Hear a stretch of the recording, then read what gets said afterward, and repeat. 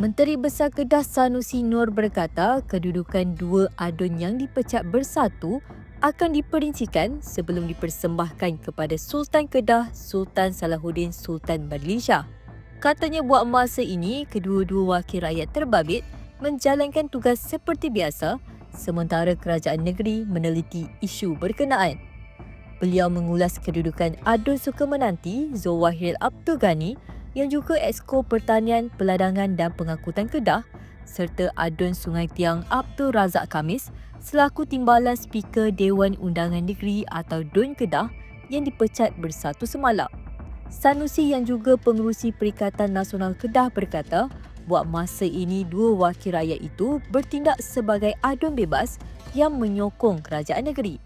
Semalam Lembaga Disiplin Bersatu memecat 2 adun di Kedah dan bergantung 7 lagi termasuk 5 ahli parlimen kerana didakwa melanggar Fasal 914 Perlembagaan Parti serta Kod Etika dan Tata Kelakuan Ahli.